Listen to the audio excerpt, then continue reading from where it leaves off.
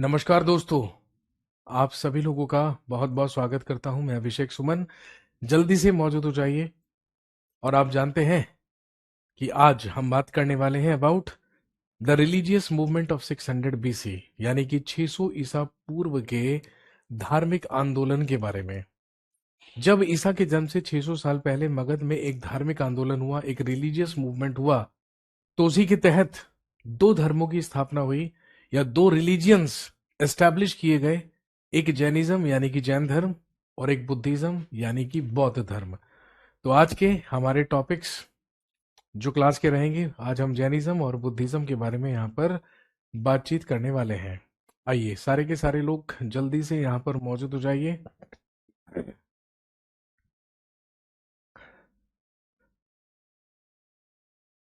चलिए स्टार्ट करते हैं और बात करते हैं सबसे पहले जैनिज्म या जैन धर्म के बारे में।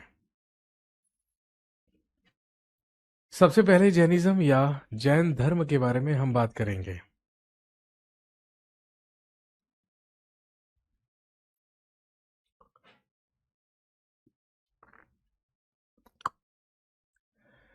जब 600 ईसा पूर्व आते आते ब्राह्मणों की वर्चस्वता या हेगेमोनी बहुत ज्यादा बढ़ गई और जितनी भी रिलीजियस सेरेमनीज होने लगी वहां पर केवल ब्राह्मणों और क्षत्रियों को ही प्रवेश दिया जाने लगा।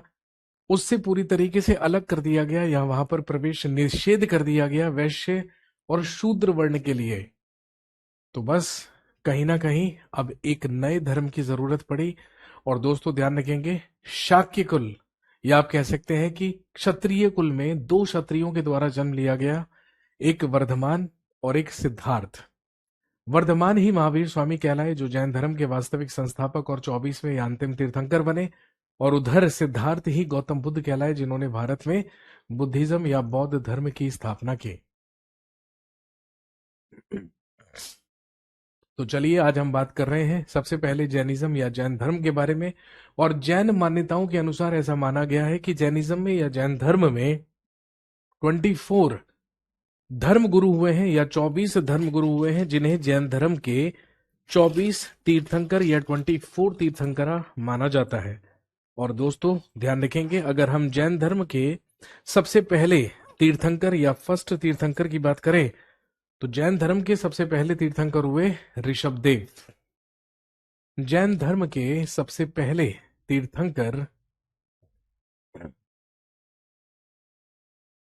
जैन धर्म के सबसे पहले तीर्थंकर माने जाते हैं ऋषभदेव, जिनका जन्म जिनका जन्म अयोध्या में हुआ था। लेकिन इनकी ऐतिहासिकता सिद्ध नहीं मानी जाती है, यानी कि इनकी ऐतिहासिकता सिद्ध नहीं है। लेकिन जैन मान्यताओं के अनुसार हमें यह जानकारी मिलती है कि ऋषभदेव के दो पुत्र थे। इनके बड़े पुत्र का नाम भरत था और इनके बड़े पुत्र भरत के नाम पर ही हमारे देश का नाम क्या पड़ा है? भारतवर्ष। हालांकि भारतवर्ष के नाम का उल्लेख हमें तीन तीन सोर्सेस से मिलता है। ऋग्वेद में भरत जन्म की वजह से हमारे देश का नाम भारतवर्ष पड़ा। महाभारत की बात करें तो दुष्यंत और शकुंतला के पुत्र सम्राट भरत के नाम पर हमारे देश का नाम भारतवर्ष पड़ा। लेकिन जैन मान्यता ऐसे मानती है या जैन मान्यताओं के अनुसार ऐसा माना जाता है कि जैन धर्म के पहले तीर्थंकर ऋषभदेव के पुत्र भरत के नाम पर ही हमारे देश का नाम भारतवर्ष पड़ा है। इनके दूसरे पुत्र थे गोमतेश्वर। और ध्यान रखेंगे, आप जानते भी होंगे, कर्नाटक के श्रवण बेलगोला नामक स्थान पर गोमटेश्वर की मूर्ति है और उसी का महामस्तकाभिषेक किया जाता है। जैन मान्यताओं के अनुसार ऐसा माना जाता है कि गोमटेश्वर की भुजाओं में 200 हाथियों का बल था, इसीलिए गोमटेश्वर ही बाहुबली भी कहलाते हैं। इन्हीं को बाहुबली कहते हैं। इनकी मूर्ति, जो कि स्टैचू ऑफ यूनिटी से पहले भारत में सबसे बड़ी मूर्ति हुआ करती थी, जिसे गोमटेश्वर स्टैचू या गोमटेश्वर की मूर्ति के नाम से जाना जाता है। और ये जो गोमटेश्वर की मूर्ति है, ये कहां पर एग्जिस्ट करती है? कर्नाटक के श्रवण बेलगोला नामक स्थान पर।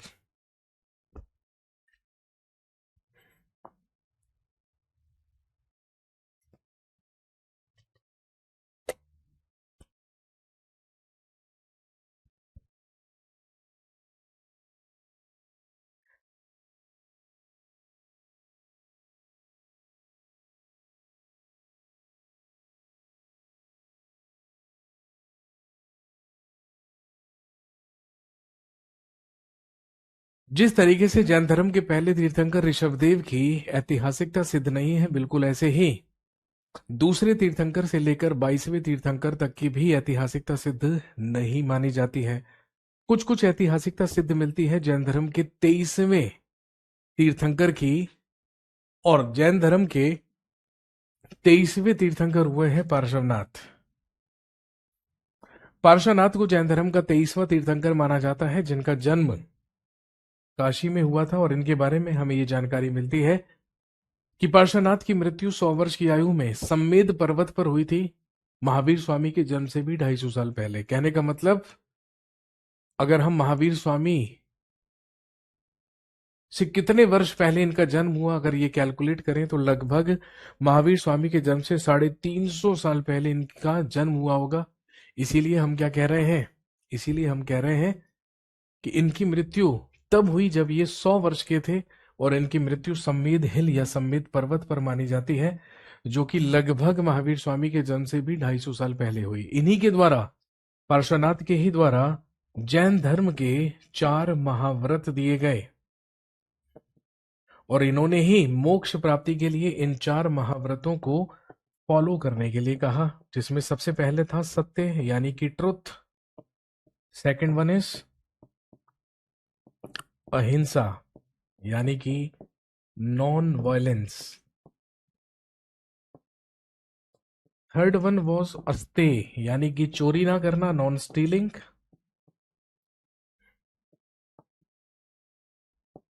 और एक अपरिग्रह का मतलब किसी भी सांसारिक वस्तु या संपत्ति को इकट्ठा करके ना रखना, मतलब कि नॉन पोजेशन। ये वो 4 महाव्रत थे जो कि पार्श्वनाथ के द्वारा दिए गए, और इन्होंने इन्हीं 4 महाव्रतों को फॉलो करने के लिए कहा, और कहा कि जो व्यक्ति इन महाव्रतों का पालन करेगा या इन्हें फॉलो करेगा, वही मोक्ष प्राप्ति का सबसे सरल मार्ग है। लेकिन जैन धर्म के एक्चुअल फाउंडर या वास्तविक संस्थापक और जैन धर्म के अंतिम या 24वें तीर्थंकर कहलाते हैं महावीर स्वामी। महावीर स्वामी का नाम आपने सुना होगा। ये जैन धर्म के सबसे अंतिम और 24वें तीर्थंकर माने जाते हैं, और इन्हीं को जैन धर्म का एक्चुअल फाउंडर या वास्तविक संस्थापक भी माना जाता है। महावीर स्वामी का जन्म ईसा के जन्म से 540 साल पहले बिहार में वैशाली के कुंडग्राम नामक स्थान पर हुआ था।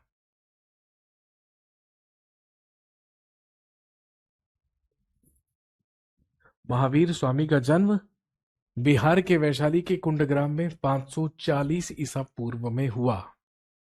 और ध्यान रखेंगे, हिज चाइल्डहुड नेम वॉज, इनके बचपन का नाम वर्धमान था।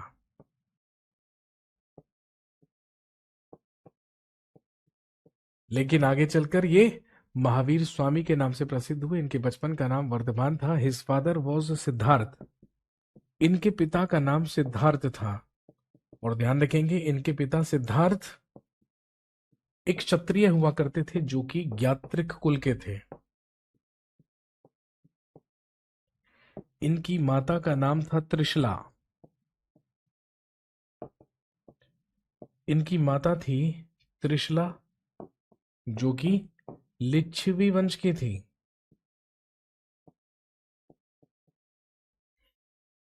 इनकी माता त्रिशला लिच्छवी वंश की हुआ करती थी। और दोस्तों ध्यान रखेंगे, महावीर स्वामी या वर्धमान का विवाह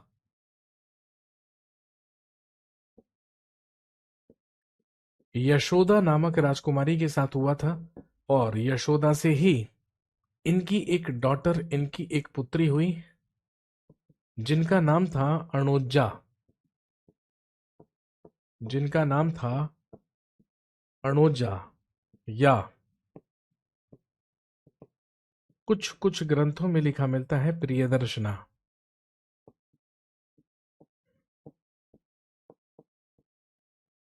और इन्हीं के पति यानी कि महावीर स्वामी के दामाद हुआ करते थे जमाली। और यही जमाली आगे चलकर महावीर स्वामी के प्रथम शिष्य भी बने थे, सबसे पहले डिसाइपल भी बने थे। नोट कर लीजिएगा।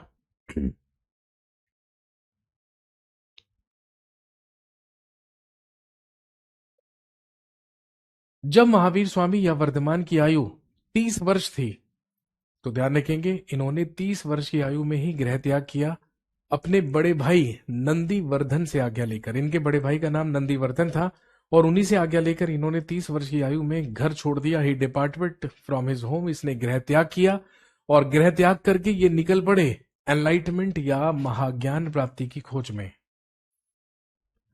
लेकिन जब ये महाज्ञान प्राप्ति की तलाश में निकले तो इनकी मुलाकात एक व्यक्ति से हुई जिसका नाम था मखली गोशाल।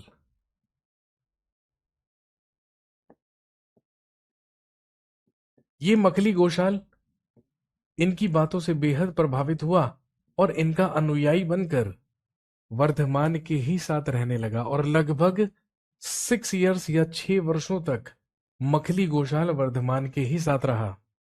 लेकिन 6 वर्ष के बाद ये मखली गोशाल इनका साथ छोड़कर चला गया और इसने एक भाग्यवादी धर्म की स्थापना की जिसे आप आजीविका सेक्ट के नाम से जानते हैं, या जो आजीवक संप्रदाय कहलाता है। आजीवक संप्रदाय एक भाग्यवादी धर्म हुआ करता था जो केवल और केवल डेस्टिनी में बिलीव किया करता था।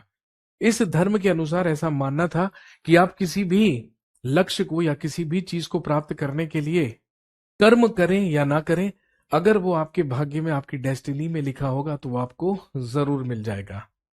और क्योंकि ये धर्म पूरी तरीके से भाग्य पर निर्भर करता था, फेट ओरिएंटेड था, यही रीजन है, यही कारण है कि ये आजीवक सेक्ट या आजीवक संप्रदाय ज्यादा समय तक नहीं चला और कुछ ही समय के बाद ये पूरी तरीके से विलुप्त भी हो गया। लेकिन मगध का एक महान शासक जो कि मौर्यन एम्पायर या मौर्य साम्राज्य का शासक था, वो आजीवक संप्रदाय का फॉलोवर या उपासक हुआ करता था, सम्राट अशोक का पिता बिंदुसार।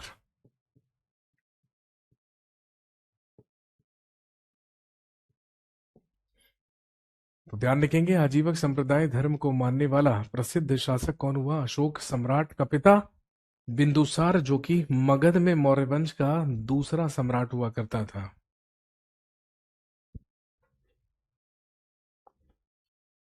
और दोस्तों ध्यान रखेंगे लगभग 12 वर्षों तक कठोर तपस्या करने के बाद, after the meditation of 12 years, at the age of 42 years, भाई इन्होंने 30 वर्ष की आयु में गृह त्याग किया था और लगभग ये 12 वर्षों तक भटकते रहे। इन्होंने 12 वर्षों तक कठोर तपस्या की और finally at the age of 42 years he got his enlightenment, इन्हें महाज्ञान की प्राप्ति हुई। और कहां पर हुई? ध्यान रखेंगे जुम्भिक ग्राम में।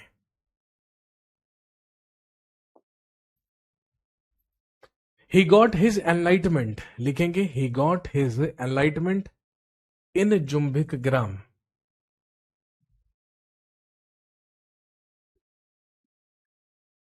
बयालीस वर्ष की आयु में जुम्भिक ग्राम नामक स्थान पर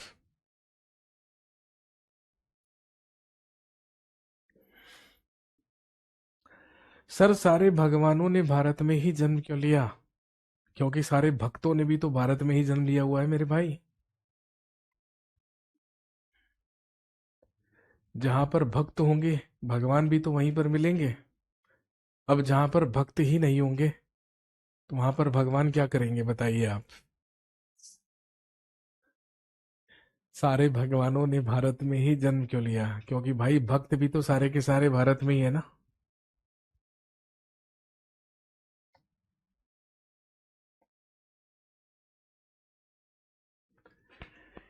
42 वर्ष की आयु में इन्हें महाज्ञान की प्राप्ति, इनका एनलाइटमेंट हुआ। और दोस्तों ध्यान रखेंगे जैन धर्म के अनुसार एनलाइटमेंट या महाज्ञान प्राप्ति को ही क्या कहा गया है?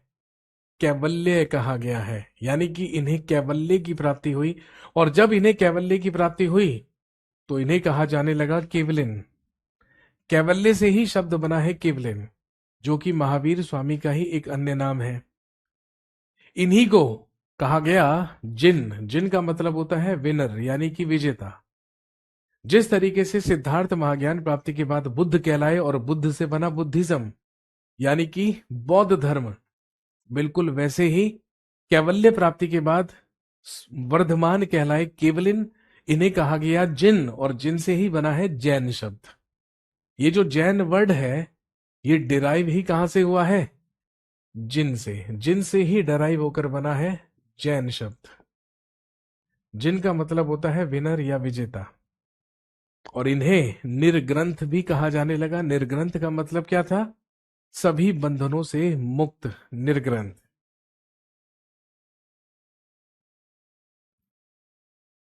तो ध्यान रखेंगे, 42 साल की उम्र में जुम्बिक ग्राम नामक स्थान पर eight the bank of Riju पालिका रिवर या रिजू पालिका नदी के तट पर इन्हें महाज्ञान या कैवल्य की प्राप्ति हुई थी, एक साल वृक्ष के नीचे। ये लीजिए भाई।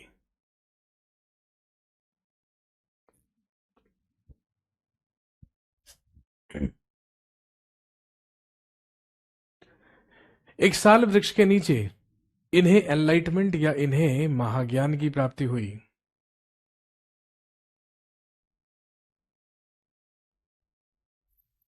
महाज्ञान प्राप्ति के बाद इनके फर्स्ट डिसाइपल या प्रथम शिष्य इन्हीं के दामाद बने। अभी अभी मैंने आपको बताया था, जिनका नाम था जमाली।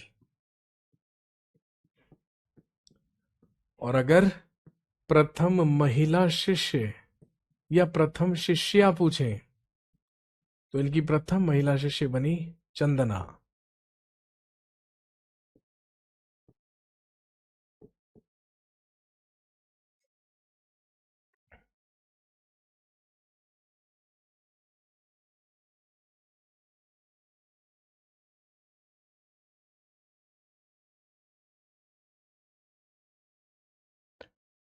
सर, इन्हें कैसे पता चलता था कि इन्हें महाज्ञान प्राप्त हुआ है? टेंशन मत लीजिए, जब मेरा सिलेबस पूरा कर लोगे ना, तो आपको भी पता चल जाएगा कि आपको महाज्ञान की प्राप्ति हो चुकी है।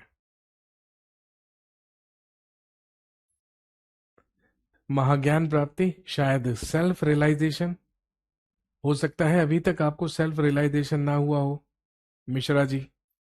हो सकता है अभी तक आप यही सोच रहे हो कि भाई साहब मैं धरती पर क्यों आया हूँ, मेरी क्या ही जरूरत थी धरती पर, है ना। लेकिन प्रत्येक व्यक्ति के जीवन में एक ऐसी स्टेज आती होगी, शायद, शायद, है ना। अब मैं कोई बाबा शाबा तो हूं नहीं भाई, है ना। लेकिन हर व्यक्ति के जीवन में एक ऐसी स्टेज आती है जब उसे सेल्फ रियलाइजेशन होता है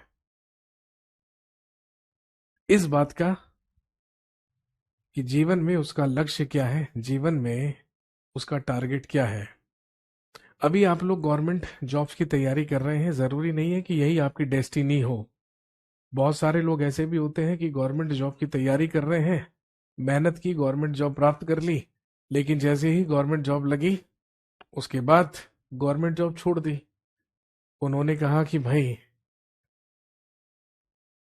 हमें ये जॉब नहीं करनी है, हमारे तो जीवन का लक्ष्य कुछ और ही है ना। तो कई बार ऐसा भी होता है भाई, महाज्ञान की प्राप्ति का मतलब ये भी हो जाता है कि हमें रियलाइज हो जाता है कि हमें करना क्या है, क्यों आए हम धरती पर, है ना। नहीं तो आईआईटी बाबा को देख लीजिए।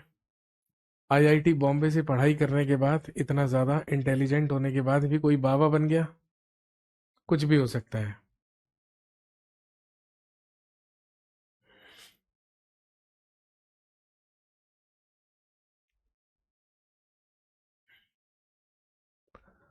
तो कुछ पता नहीं भाई, है ना, कुछ पता नहीं। आज मैं आपको करियर विल में पढ़ाता हुआ दिख रहा हूँ, है ना। हो सकता है अगले महाकुंभ तक मैं भी बड़ी बड़ी दाढ़ी करके और आपको प्रयागराज में मिलूं, कुछ नहीं पता।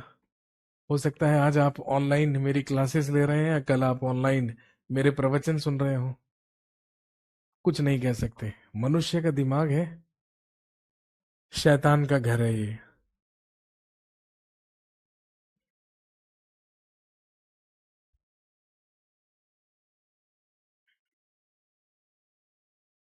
समझ गए बात?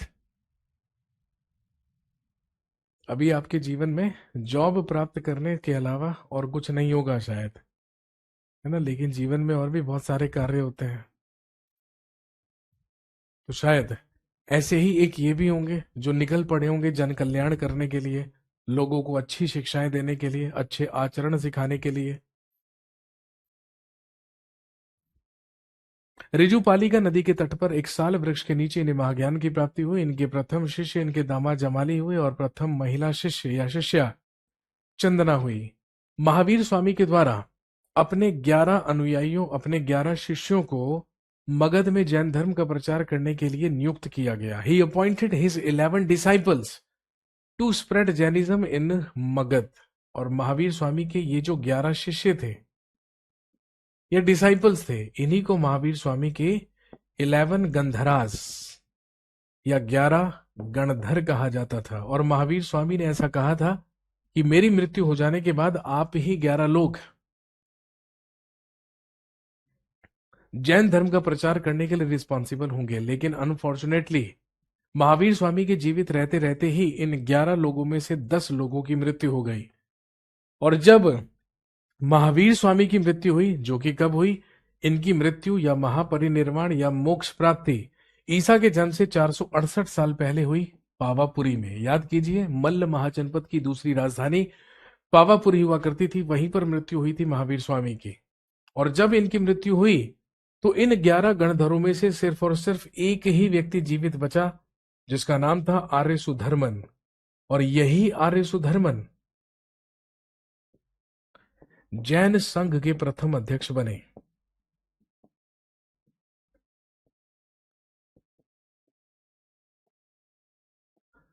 और उसके बाद एक के बाद एक जैन संघ में अध्यक्ष होने लगे और इसी तरीके से जैनिज्म या जैन धर्म को फॉलो किया जाता रहा। जैन तीर्थंकरों की जीवनियों को एक ग्रंथ जो कहलाता है कल्प सूत्र, उसी में क्या किया गया है, संकलित किया गया है। 23वें तीर्थंकर पार्श्वनाथ के द्वारा तो 4 महाव्रत दिए गए थे, लेकिन महावीर स्वामी के द्वारा पंच महाव्रत यानी कि 5 महाव्रत दिए गए। सत्य, अहिंसा, अस्तेय, अपरिग्रह, 4 तो वही थे, लेकिन उसमें एक और जोड़ दिया गया, दैट इज ब्रह्मचर्य। सत्य, अहिंसा, अस्तेय, अपरिग्रह, और एक और ऐड कर दिया गया, ब्रह्मचर्य। सत्य बोलिए, हिंसा से दूर रहिए, कभी भी चोरी ना कीजिए, किसी भी सांसारिक वस्तु को इकट्ठा करके ना रखिए, और ब्रह्मचर्य का पालन कीजिए। तो आप मोक्ष प्राप्ति के सरल मार्ग को प्राप्त कर जाएंगे। अब इसके अलावा जैन धर्म के 3 ज्वेल्स या 3 रत्न माने जाते हैं, सम्यक ज्ञान, सम्यक दर्शन और सम्यक चरित्र। अब क्योंकि महावीर स्वामी ने तो अपने 11 गणधरों को जैन धर्म का प्रचार प्रसार करने के लिए नियुक्त किया था, लेकिन उन 11 में से 10 की मृत्यु हो गई। आर्य सुधर्मन जैन संघ के प्रथम अध्यक्ष बन गए और लगभग ऐसे ही जैनिज्म या जैन धर्म को फॉलो किया जाता रहा। लगभग 150 साल तक कोई भी डिस्प्यूट या कोई भी वाद विवाद नहीं हुआ। लेकिन ध्यान रखेंगे, 300 ईसा पूर्व में यानी कि 300 बीसी में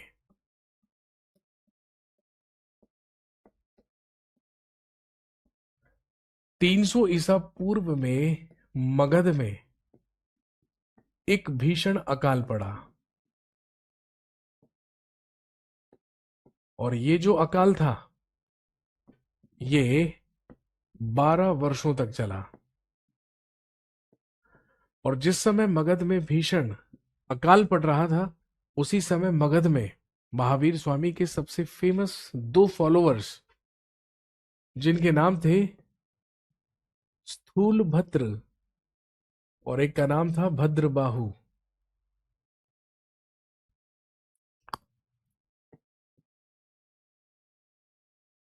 ध्यान रखेंगे, स्थूल भद्र और भद्रबाहु उस समय मगध में जैनिज्म या जैन धर्म का प्रचार कर रहे थे। लेकिन जब मगध भूमि पर भीषण अकाल पड़ा तो अकाल से लोगों की मृत्यु होने लगी। और जब मृत्यु होने लगी तो भद्रबाहु स्थूल भद्र के पास गए और इन्होंने स्थूल भद्र से कहा कि हमें अपने अपने फॉलोअर्स अनुयायियों को लेकर यहां से मगध से बाहर किसी सुरक्षित स्थान पर चले जाना चाहिए, अगर हम यहीं पर रहे तो मारे जाएंगे। लेकिन स्थूलभद्र डिनाइड, स्थूलभद्र ने ऐसा करने से मना कर दिया। अकाल मेरे भाई, फेमाइन जो होते हैं ना, फेमाइन से जो आते हैं, अकाल जो पड़ते हैं, उसी के बारे में यहां पर बात हो रही है। स्थूलभद्र ने मगध छोड़ने से मना कर दिया और उन्होंने कहा कि चाहे मृत्यु ही क्यों ना हो जाए, लेकिन मैं मगध भूमि जो कि हमारे महावीर स्वामी की भूमि है उसे छोड़कर कहीं नहीं जाऊंगा। इसी बात को लेकर एक विवाद हुआ। और दोस्तों ध्यान रखेंगे, 300 बीसी, 300 ईसा पूर्व में करवाई गई फर्स्ट जैन काउंसिल, यानी कि प्रथम जैन महासंगीति, फर्स्ट जैन काउंसिल या प्रथम जैन महासंगीति, जिसका आयोजन पाटलिपुत्र में करवाया गया, क्योंकि उस समय मगध की राजधानी पाटलिपुत्र हुआ करती थी। किस शासक के द्वारा इसका आयोजन करवाया गया था, तो ध्यान रखेंगे, उस समय मगध का शासक हुआ करता था चंद्रगुप्त मौर्य। उस समय मगध का शासक चंद्रगुप्त मौर्य हुआ करता था, who was the ruler of Mauryan empire, जो कि मौर्य साम्राज्य का शासक था। इसके अलावा इस काउंसिल की अध्यक्षता स्थूलभद्र के द्वारा की गई।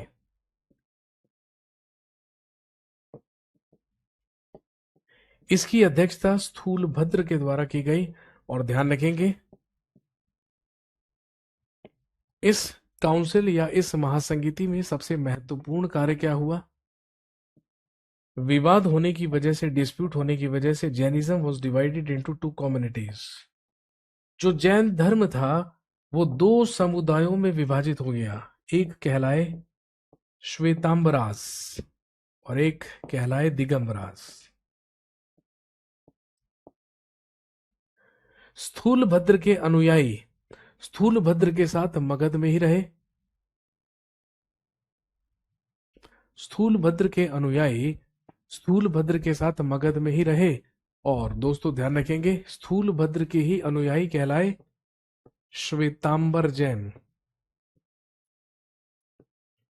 लेकिन भद्रबाहु अपने अनुयायियों को लेकर चले गए कर्नाटक के श्रवण बेलगोला, कर्नाटक के श्रवण बेलगोला नामक स्थान पर।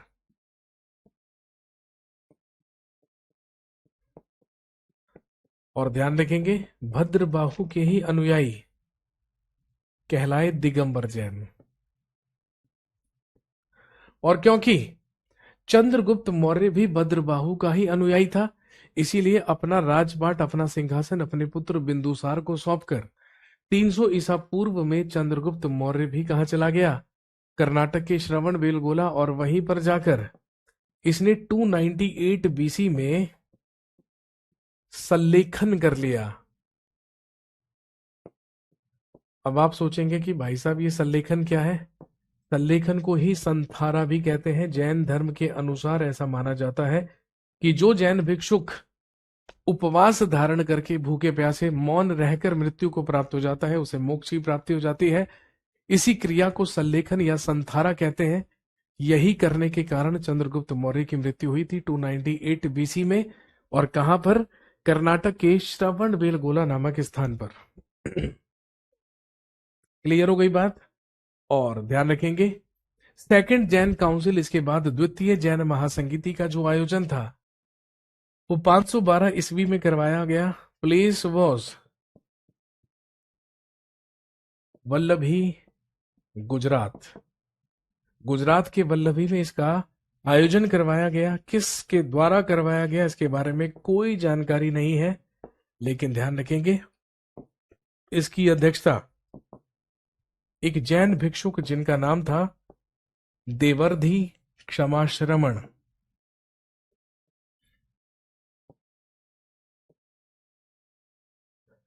इसकी अध्यक्षता देवर्धि क्षमाश्रमण के द्वारा की गई। और इसमें मुख्य कार्य क्या हुआ? वो ये हुआ, जैन टीचिंग्स वर स्क्रिप्टेड। जैन शिक्षाओं को लिपिबद्ध किया गया और जैन धर्म में टेक्स्ट या ग्रंथ लिखे गए। जैन ग्रंथों को ही क्या कहा जाता है? आगम कहा जाता है। जैन धर्म के ग्रंथ ही क्या कहलाते हैं? आगम कहलाते हैं।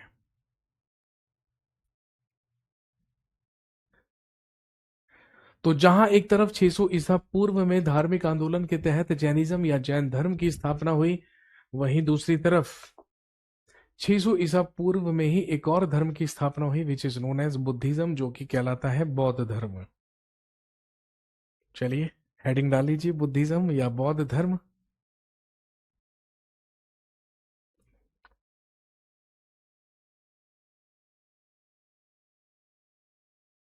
जैन धर्म के बाद अब हम बात करेंगे बुद्धिज्म या बौद्ध धर्म के बारे में। और आप जानते हैं कि भारत में बौद्ध धर्म के संस्थापक या फाउंडर हुए गौतम बुद्ध, जिन्हें लाइट ऑफ एशिया या एशिया का ज्योतिपुंज कहा जाता है। और क्योंकि इनका जन्म शाक्य गण के क्षत्रिय कुल में हुआ था, इसीलिए इन्हें शाक्य मुनि भी कहते हैं, क्योंकि ये शाक्य गण के ही क्षत्रिय हुआ करते थे।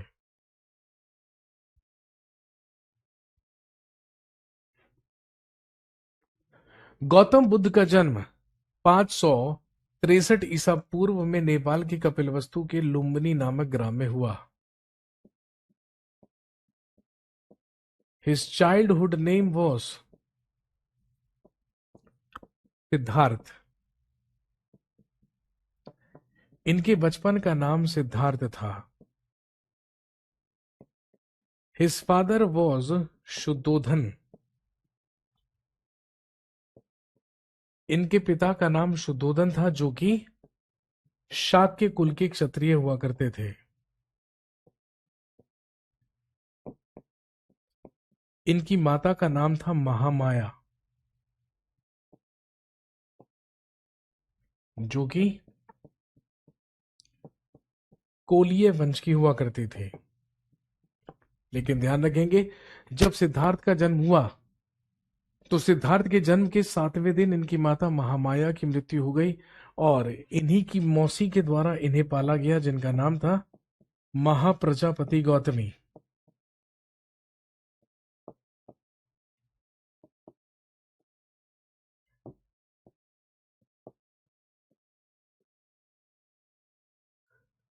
महाप्रजापति गौतमी का नाम इसलिए याद रखेंगे क्योंकि आगे चलकर यही गौतम बुद्ध की प्रथम शिष्या या प्रथम महिला शिष्य बनेंगी।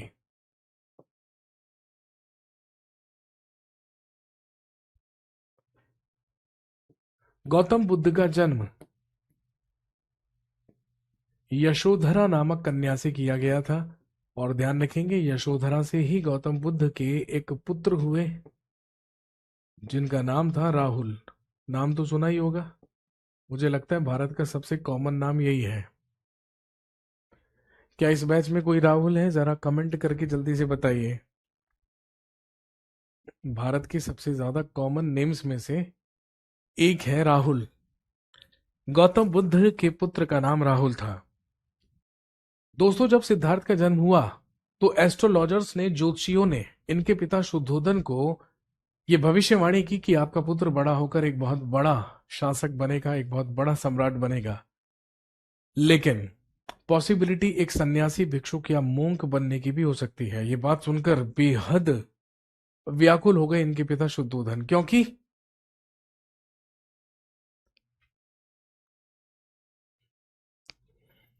शासक या सम्राट बनने की बात तक तो ठीक था, लेकिन जब बात हुई सन्यासी, भिक्षुक या मोंक बनने की, तो इनके पिता शुद्धोधन बड़े व्याकुल हुए और उन्होंने बचपन से ही सिद्धार्थ को पूरे ऐशो आराम में रखने की कोशिश की। बचपन से ही पूरी सुख सुविधाओं और ऐशो आराम में सिद्धार्थ का जीवन बीतता गया। इन्हें महलों और नौकर चाकरों के बीच में रखा गया। इन्हें महल से बाहर जाने की अनुमति नहीं दी जाती थी। सारी की सारी सुख सुविधाएं और लग्जरियस चीजें इनको वहीं पर उपलब्ध करा दी जाती थी। सारे के सारे नौकर चाकर यंग डायनामिक लोग हुआ करते थे, क्योंकि शुद्धोधन ये चाहते थे कि सिद्धार्थ को जीवन में ये किसी भी तरीके से ना पता चले कि जीवन में दुख कष्ट पीड़ा नाम की भी कोई चीज है। ऐसे ही समय बीतता रहा और जब सिद्धार्थ बड़े हुए तो एक बार इनका मन हुआ बाहर जाकर विचरण करने का, घूमने का। इसीलिए इन्होंने अपने सारथी चन्ना को बुलाया और अपना घोड़ा कंथक लाने के लिए कहा। अपने सारथी चन्ना और घोड़ा कंथक को लेकर ये निकल पड़े और इन्होंने मार्ग में 4 दृश्य देखे। सबसे पहले एक बूढ़े व्यक्ति को देखा जो कि बीमार था, कमर झुकी हुई थी और लाठी का सहारा लेकर चल रहा था। ये व्यक्ति को देखकर ये बेहद सरप्राइज हुए, क्योंकि ऐसा व्यक्ति इन्होंने अपने जीवन में कभी नहीं देखा था। इसके बाद जब ये आगे बढ़े तो इन्होंने एक दुर्बल बीमार व्यक्ति को चारपाई पर पड़े हुए देखा जो अपनी अंतिम सांसें ले रहा था, and he was just about to die. इसके बाद ये आगे बढ़े तो इन्होंने एक मृत शरीर को, एक डेड बॉडी को अंतिम संस्कार के लिए, दाह संस्कार के लिए ले जाते हुए देखा। तीनों के तीनों दृश्य देखकर इन्हें बेहद शौक लगा।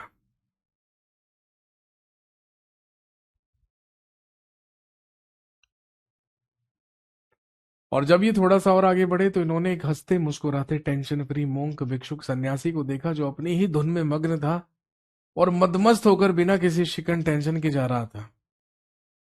जब इन्होंने ये चारों दृश्य देखे तो इन्होंने अपने सारथी चन्ना से कहा कि आप मुझे इन दृश्यों का मतलब समझाइए। तो बस फिर क्या था, बचपन से लेकर आज तक शुद्धोधन ने जितनी मेहनत की थी सबका भांडा फोड़ डाला चन्ना ने। और चन्ना ने ही सिद्धार्थ से कहा कि सिद्धार्थ, ये संसार दुखों से भरा पड़ा है, संसार में दुख ही दुख है।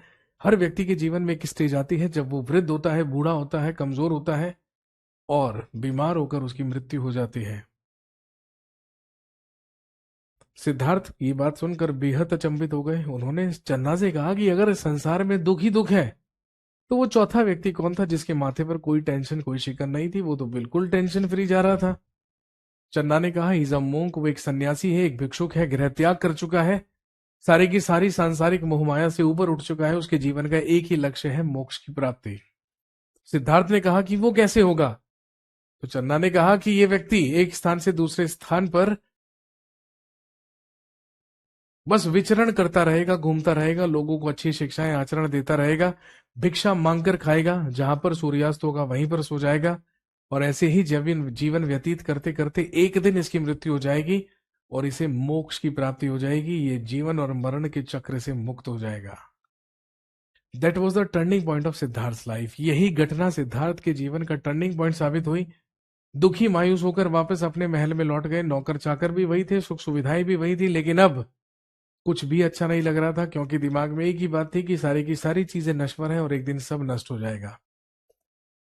जब इनकी आयु 29 वर्ष थी तो 29 वर्ष की आयु में ही चुपचाप आधी रात को बिना किसी को बताए इन्होंने गृह त्याग कर दिया and he departed from his home at the age of 29 years. 29 वर्ष की आयु में इन्होंने गृह त्याग कर दिया। और दोस्तों ध्यान रखेंगे,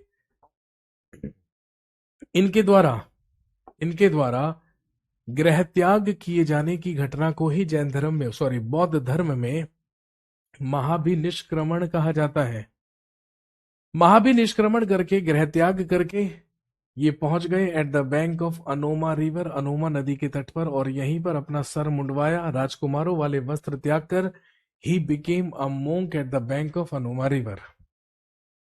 अनोमा नदी के तट पर ही इन्होंने भिक्षुक रूप या सन्यासी रूप धारण किया और निकल पड़े एनलाइटमेंट या महाज्ञान प्राप्ति की खोज में। और आप अच्छी तरीके से जानते होंगे, ये सबसे पहले राजगृही पहुंचे जो कि मगध की राजधानी हुआ करती थी। वहीं पर इनकी मुलाकात अलार कलाम नामक व्यक्ति से हुई और फिर वैशाली में ये मिले रुद्रक रामपुत्र से। और अलार कलाम और रुद्रक रामपुत्र को ही सिद्धार्थ ने सबसे पहले अपना गुरु बनाया। एग्जाम में कई बार आता है गौतम बुद्ध या सिद्धार्थ के गुरु कौन थे, तो 2 नाम याद रखेंगे, अलार कलाम और रुद्रक रामपुत्र। ये दोनों के दोनों सिद्धार्थ के गुरु थे। एक से योग दर्शन और एक से सांख्य दर्शन सीखा था इन्होंने। इसके बाद ये गया पहुंचे और गया पहुंचकर ही डिसाइडेड कि ये वहां पर क्या करेंगे, तपस्या करेंगे, तप करेंगे। और जब ये तपस्या करने के लिए पहुंचे, जब ये तपस्या करने के लिए गया पहुंचे तो दोस्तों ध्यान रखेंगे वहां पर इनकी मुलाकात और 5 ब्राह्मणों से हुई और उन्होंने भी इनके साथ तपस्या करने की रिक्वेस्ट की। सिद्धार्थ और वो पांचों के पांचों ब्राह्मण बैठे तपस्या करने लगे। लगभग 1 वर्ष तक तपस्या करते रहे, लेकिन 1 वर्ष के बाद वो पांचों के पांचों ब्राह्मण सिद्धार्थ का साथ छोड़कर चले गए। ये कहकर चले गए कि यहां पर कोई महाज्ञान की प्राप्ति नहीं होने वाली है, you are just wasting your time. लेकिन सिद्धार्थ नहीं माने और 6 वर्षों तक कठोर तपस्या करने के बाद at the age of 35 years finally Siddhartha got his enlightenment. Siddhartha got his enlightenment in Gaya at the bank of Niranjana river.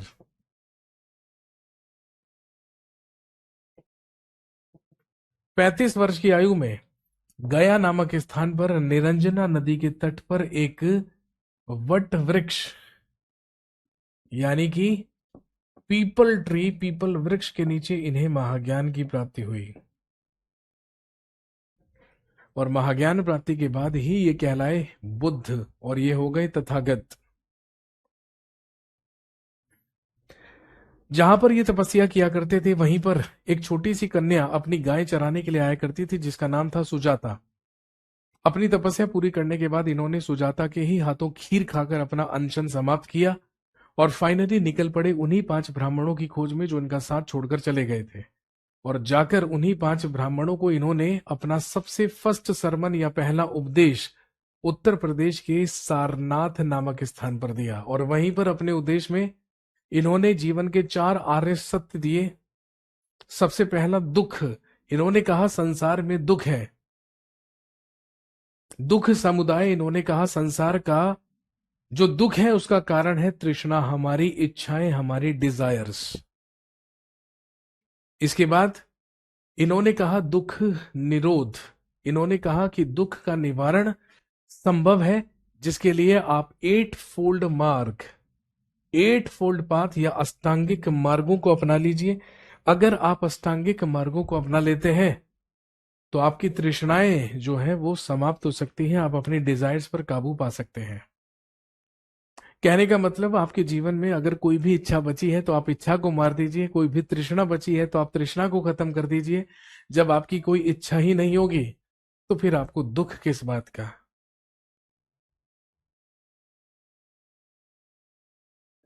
आप संतुष्ट रहेंगे, हमेशा खुश रहेंगे। इन्होंने अपना सबसे पहला उपदेश सारनाथ में दिया और अपने सबसे पहले शिष्य इन्होंने 2 शूद्र बनाए या 2 शूद्रों को, इन्होंने 2 शूद्रों को अपना सबसे पहला शिष्य बनाया था। सबसे पहले शिष्य थे तपस्सु और भल्लुक। तपस्सु और भल्लुक नामक 2 शूद्रों को इन्होंने अपना सबसे पहला शिष्य बनाया।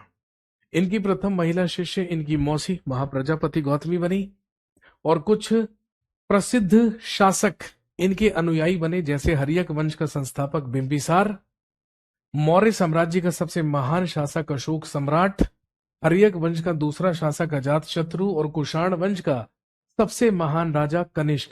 ये सब गौतम बुद्ध के फॉलोवर या अनुयायी हुआ करते थे। इन्होंने अपने सबसे ज्यादा उपदेश पाली भाषा में दिए और वो भी कहां पर, श्रावस्ती में। और हम पढ़ चुके हैं कि कौशल महाजनपद की ही राजधानी श्रावस्ती हुआ करती थी। बौद्ध धर्म के प्रथम ग्रंथ भी किस भाषा में लिखे गए हैं, पाली भाषा में ही लिखे गए हैं। और दोस्तों ध्यान रखेंगे गौतम बुद्ध की मृत्यु 483 ईसा पूर्व में मल्ल महाजनपद की राजधानी कुशीनगर में हुआ।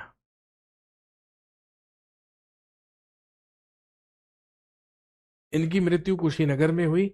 और ध्यान रखेंगे इनके गृह त्याग करने की घटना को महाभिनिष्क्रमण कहा गया। लेकिन इनका जो प्रथम उपदेश था जो इन्होंने सारनाथ में दिया था, जहां से हमें लॉइन कैपिटल मिला है, यानी कि अपना राष्ट्रीय चिन्ह, अपना नेशनल एम्बलम, 4 शेरों या सिंहों वाला जो अशोक चिन्ह है, जो अशोक की लाट है, वो हमें यहीं से मिली है। इनके प्रथम उपदेश को बुद्धिज्म या बौद्ध धर्म में कहा गया है धर्म चक्र प्रवर्तन। और इनकी मृत्यु या मोक्ष प्राप्ति कहलाती है महापरिनिर्वाण, जो हुई at the bank of Hiranyavati river,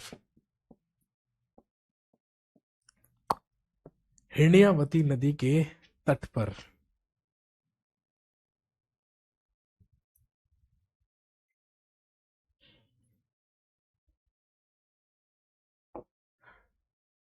इसके बाद जैनिज्म की तरह, जैन धर्म की ही तरह बौद्ध धर्म में भी कुछ बौद्ध महासंगीतियों का आयोजन करवाया गया।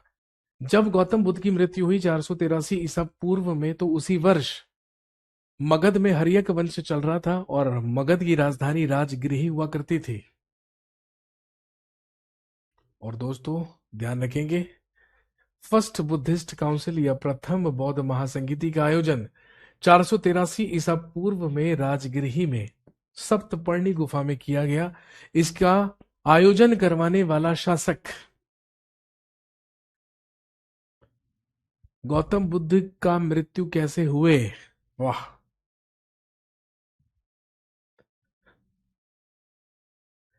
जीवन के अंतिम समय में ये कुशीनगर पहुंचे थे, जो कि मल्ल महाजनपद की राजधानी हुआ करती थी। वहीं पर इन्होंने सुबद्ध या सुभच्च नामक अपने एक शिष्य को अपना अंतिम उपदेश दिया था। सुभज्ज से मिलने के बाद इनका एक और अनुयायी हुआ करता था, एक और शिष्य हुआ करता था, जो पेशे से एक लोहार हुआ करता था, जिसे चुंद लोहार कहा जाता है। और ऐसा कहते हैं कि उसी चुंद लोहार के द्वारा भोजन में पोर्क परोसा गया, जिसे ये डाइजेस्ट नहीं कर पाए और डिसेंट्री या अतिसार रोग से गौतम बुद्ध की मृत्यु हो गई।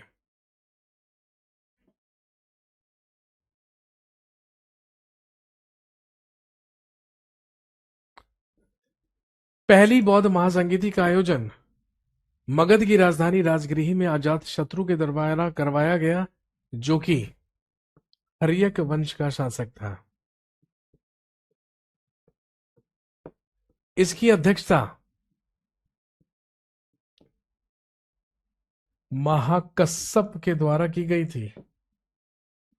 और ध्यान रखेंगे, जैन धर्म में, सॉरी, बौद्ध धर्म में दो पिटक या दो ग्रंथ जोड़े गए। एक सुत्त पिटक जिसमें बुद्ध की शिक्षाएं लिखी थी, और एक विनय पिटक जिसमें बौद्ध संघ के नियम लिखे हुए थे।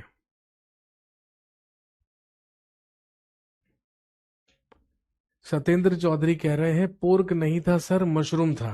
अच्छा।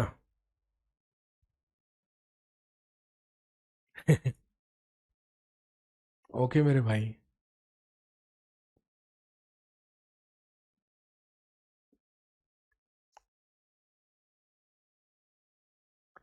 अब उसकी रेसिपी भी बता दो आपको, जब इतना पता ही है तो। ये भी बता दो काली मिर्च पड़ी थी उसमें या सफेद मिर्च का इस्तेमाल किया गया था।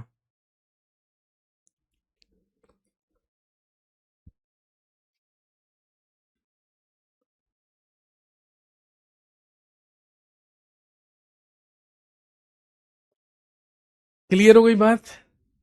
अब दो पिटक, सुत्त पिटक और विनय पिटक बुद्धिज्म में जोड़ दिए गए।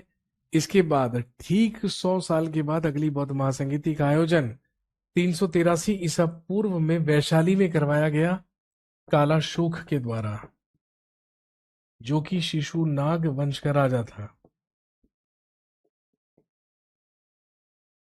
इसकी अध्यक्षता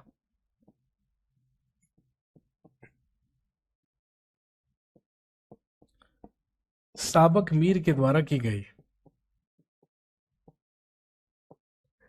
इसकी अध्यक्षता की गई साबक मीर के द्वारा।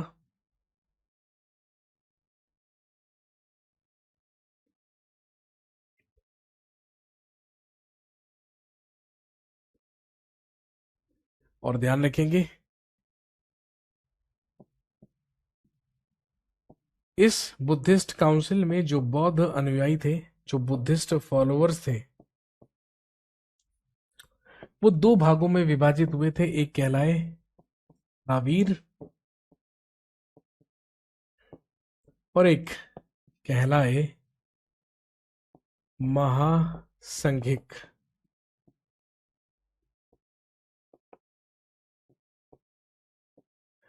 एक स्थावीर कहलाए और एक महासंघिक कहलाए।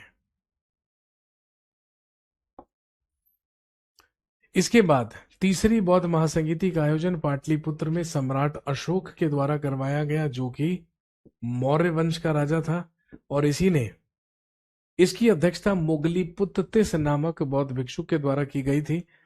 और तीसरी बौद्ध महासंगीति में अशोक के द्वारा तीसरा पिटक जोड़ा गया था, जो कहलाता है अभिधम्म पिटक,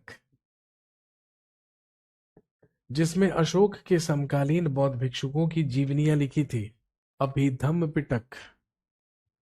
और चौथी बौद्ध महासंगीति का आयोजन 78 ईस्वी में कश्मीर के कुंडलवन में कुषाण वंश के सबसे महान राजा कनिष्क के द्वारा करवाया गया। और आप जानते होंगे इसकी अध्यक्षता वसुमित्र के द्वारा की गई थी, और अश्वघोष इसके उपाध्यक्ष थे। दोनों के दोनों बौद्ध भिक्षुक हुआ करते थे कनिष्क के ही दरबार में। और सबसे महत्वपूर्ण काम इसी बुद्धिस्ट काउंसिल में हुआ, और वो क्या था? Buddhism was divided into 2 communities. बौद्ध धर्म 2 समुदायों में विभाजित हुआ, एक कहलाए हीनयान बुद्धिस्ट और एक कहलाए महायान बुद्धिस्ट। हीनयान और महायान में बौद्ध धर्म विभाजित हो गया। फोर्थ बुद्धिस्ट काउंसिल या चौथी बौद्ध महासंगीति में हीनयान और महायान, सबसे बेसिक सा डिफरेंस ये है कि जो हीनयान होते हैं वो मूर्ति पूजा नहीं करते हैं, लेकिन जो महायान होते हैं वो मूर्ति पूजा करते हैं। इसीलिए फर्स्ट सेंचुरी में भारत में मूर्ति कला की शुरुआत हुई, स्कल्पचर आर्ट्स की शुरुआत हुई, और मानव रूप में भारत के इतिहास में सबसे पहले मूर्ति बनाकर पूजी गई गौतम बुद्ध की, जो कि 2 आर्ट या 2 शैलियों में बनाई जाती थी। एक गांधार शैली जो कि ग्रीस या यूनानी शैली थी, और एक मथुरा आर्ट जो पूरी की पूरी तरीके से डोमेस्टिक या स्वदेशी हुआ करती थी। सर हिस्ट्री पढ़ते वक्त नींद आती है तो सो जाइए भाई। अब क्या आप लोरी भी मुझसे ही सुनेंगी? अगर आपको नींद आती है तो आप सो जाइए, इससे अच्छी बात क्या है?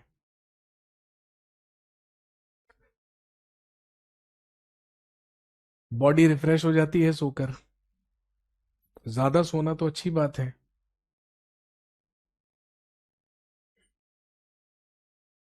आजकल वैसे ही लोगों को नींद ना आने की बीमारी है, तो आप तो लकी हैं कि आपको नींद तो आती है कम से कम। अगर हिस्ट्री पढ़ते वक्त नींद आती है तो आप अपने नींद लेने का समय वही बना लीजिए कि जब हिस्ट्री की क्लास होगी तब हम अपनी नींद पूरी कर लेंगे, और जब आपकी नींद पूरी हो जाएगी तो फिर जब आप पढ़ाई करेंगे तो फिर थोड़ा सा ज्यादा मन लगेगा पढ़ाई करने में। तब भी ना लगे तो फिर से सो जाइए, क्या दिक्कत है?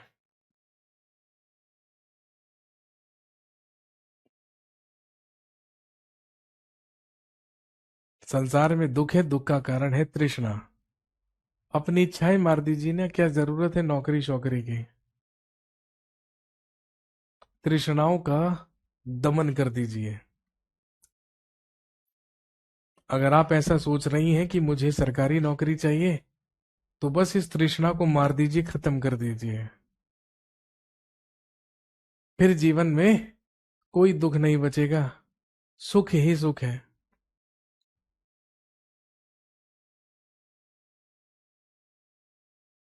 क्लियर हो गई बात? Next, monuments. याद कीजिए, अगर आपने कल 11 बजे के सेशन में एमसीक्यूज भी करे थे, बौद्ध धर्म में कुछ मॉन्यूमेंट्स होते हैं, कुछ स्मारक होते हैं, जैसे कि चैत्य। बौद्ध धर्म में पूजा के स्थान को चैत्य कहा जाता है। विहार, बौद्ध भिक्षुकों के निवास स्थान को विहार कहा जाता है, जैसे कि लोमस ऋषि की गुफा जो कि बिहार के जहानाबाद में है। उसके बाद स्तूप, बौद्ध भिक्षुकों के शरीर के अवशेषों पर बनी पवित्र इमारतें ही क्या कहलाती हैं? स्तूप कहलाती हैं।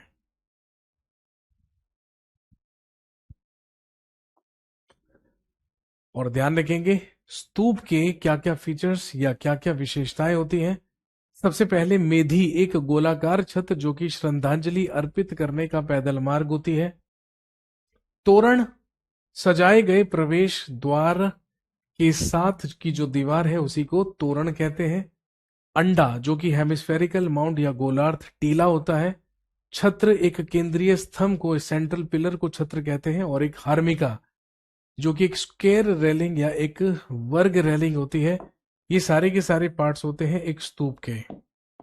और भारत में अगर फेमस स्तूपों की बात करें तो सबसे पहले केसरिया स्तूप जो कि tallest and largest stupa in the world कहलाता है, जो कि चंपारण पूर्व में है।